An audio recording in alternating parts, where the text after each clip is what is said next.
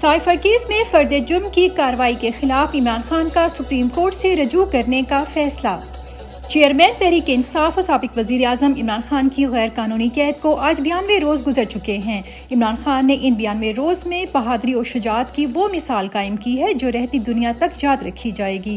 Chief justice اسلام آباد high court justice عامر فاروق کی عدالت سے مسلسل ناانصافی ملنے کے باوجود عمران خان نہ ملک چھوڑ کر بھاگ رہے ہیں نہ گھبرا رہے ہیں، بلکہ ہر عدالتی دروازہ کھٹکھٹا رہے ہیں، ملک میں سوئے ہوئے عدالتی نظام کو جھنجھوڑ رہے ہیں۔ اسی سلسلے میں چیئرمین عمران خان نے سائفر کیس میں فرد جرم عائد کرنے کے فیصلے کے خلاف اب سپریم کورٹ سے رجوع کرنے کا فیصلہ کر لیا ہے۔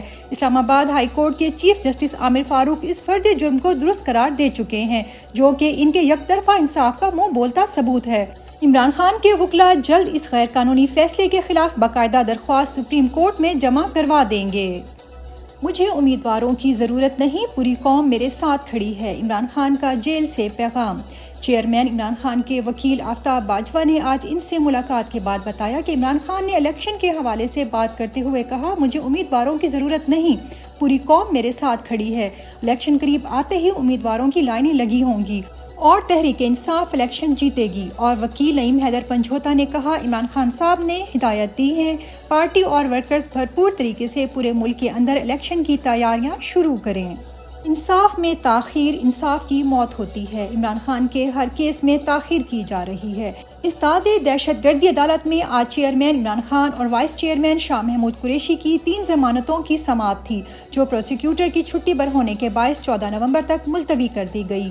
یہی عدالتیں عمران خان کو سزا دیتے وقت ان کے وکیل کے 5 منٹ لیٹ آنے کا انتظار نہیں کرتی، اور یہی عدالتیں ضمانت منظور کرنے میں مسلسل تاخیر کر رہی ہیں، جبکہ عمران خان کے ساتھ دیگر شریک ملزمان کی ضمانتیں پہلے سے منظور ہو چکی ہیں۔ عمران خان کو انصاف کی فراہمی میں تاخیر کرنا انصاف کا گلا دبانے کے مترادف ہے۔ عمران خان کی بیٹوں سے بات نہ کروانے پر اڈیالہ جیل سپرنٹینڈنٹ کو توہین عدالت کا نوٹس۔ چیئرمین عمران خان کے وکلاء نے آج خصوصی عدالت کے جج ذوالقرنین ابوالحسنات کے سامنے درخواست دی کہ ان کے حکم کے باوجود عمران خان کی اپنے بیٹوں سے بات نہیں کروائی گئی، جس پر جج ذوالقرنین ابوالحسنات نے اڈیالہ جیل سپرنٹینڈنٹ کو توہین عدالت کا نوٹس جاری کرتے ہوئے 8 نومبر تک جواب طلب کر لیا۔ عمران خان جب سے غیر قانونی طور پر قید ہوئے صرف ایک ہی بار اپنے بیٹوں سے بات کر سکے ہیں۔ سائفر کیس کی کل غیر قانونی سماعت کے لیے عمران خان کی وکلاء ٹیم کے نام عدالت میں جمع۔ سائفر کیس میں کل کی غیر قانونی جیل سماعت میں چیئرمین عمران خان کے لیگل ٹیم کی طرف سے ایڈوکیٹ خالد یوسف نے درخواست کے ساتھ لسٹ آفیشل سیکرٹ ایکٹ خصوصی عدالت میں جمع کرا دی۔ وکلاء میں سلمان صفدر، عمیر خان نیازی، سکندر ذوالقرنین سلیم، خالد یوسف، احمد مسار، سہیل خان، نیاز اللہ نیازی، عثمان ریاض گل شامل ہیں۔ درخواست میں عدالت سے استدعا کی گئی ہے کہ اڈیالہ جیل حکام کو عدالت ہدایت دے کہ کل وکلاء کی جیل انٹری میں کوئی رکاوٹ نہ ہو۔ پرویز الہی کے خلاف پروسیکیوشن آج بھی کوئی ٹھوس ثبوت نہ لا سکی۔ اینٹی کرپشن عدالت پنجاب اسمبلی غیر قانونی بھرتیوں کے مقدمے میں پرویز الہی کی درخواست ضمانت پر سماعت۔ تفتیشی افسر نے مقدمے کا ریکارڈ عدالت میں پیش نہ کیا۔ عدالت نے تفتیشی افسر کو 10 نومبر کو مقدمے کا ریکارڈ پیش کرنے کا حکم دے دیا۔ آئندہ سماعت پر ریکارڈ پیش نہ ہوا تو ضمانت کی درخواست پر فیصلہ کر دیں گے۔ عدالت کے ریمارکس۔ خدیجہ شاہ کی راحت بیکری کے باہر جلاؤ گھراؤ کے جعلی مقدمے میں ضمانت پر سماعت۔ استداد دہشت گردی کی عدالت نے خدیجہ شاہ کی ضمانت کا کیس ایڈمن جج ابہر گل کی عدالت میں ٹرانسفر کر دیا۔ اس مقدمے میں خدیجہ شاہ کا چالان ایڈمن جج کی عدالت میں جمع ہو چکا ہے۔ سرکاری وکیل، عدالت ضمانت ایڈمن جج کو ٹرانسفر کر دیں، سرکاری وکیل کی استدعا۔ استداد دہشت گردی عدالت کے جج ارشد جاوید نے استدعا منظور کر لی۔ خدیجہ شاہ کو لاہور ہائی کورٹ پہلے ضمانت دے چکی ہے، مگر پولیس نے نیا کیس بنا کر دوبارہ گرفتاری کی ہوئی ہے۔ جمہوریت کا راگ الاپنے والی پیپلز پارٹی نے پھر سے دھاندلی سے عوام کا مینڈیٹ چھین لیا۔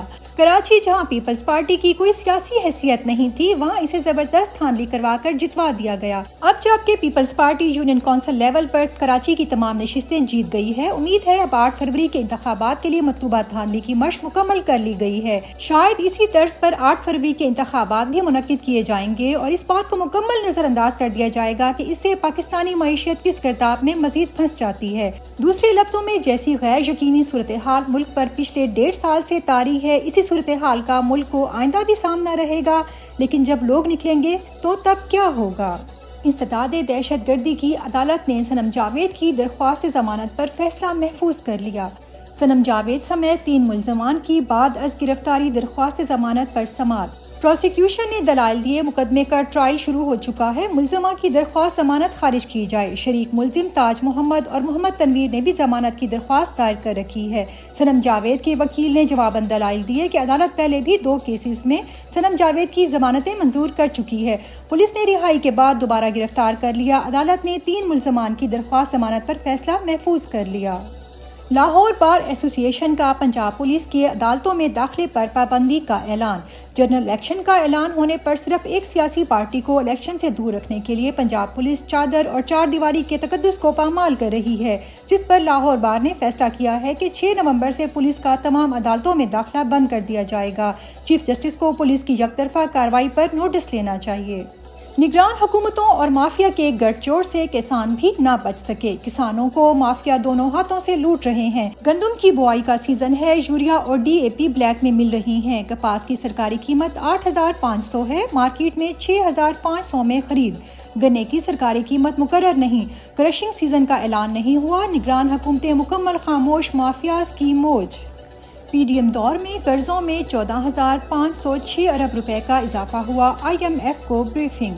तफसीलात के मुताबिक IMF के साथ मुज़ाकरात में पाकिस्तानी हुकाम की जानिब से कर्जों से मुतालिक ब्रीफिंग दी गई। ज़राए का कहना है कि IMF को ब्रीफिंग में बताया गया कि पाकिस्तान के कर्जों का हुज्म अगस्त के आखिर तक 63,966 अरब रुपए तक जा पहुंचा है। ब्रीफिंग के मुताबिक अगस्त के आखिर तक गैर मुल्की कर्जों का हुज्म 24,174 अरब डॉलर रहा और मुकामी कर्जों का हुज्म 39,791 अरब रुपए रहा और गुज़श्ता एक साल में मजमूई कर्जों में 14,506 अरब रुपए का इजाफा हुआ।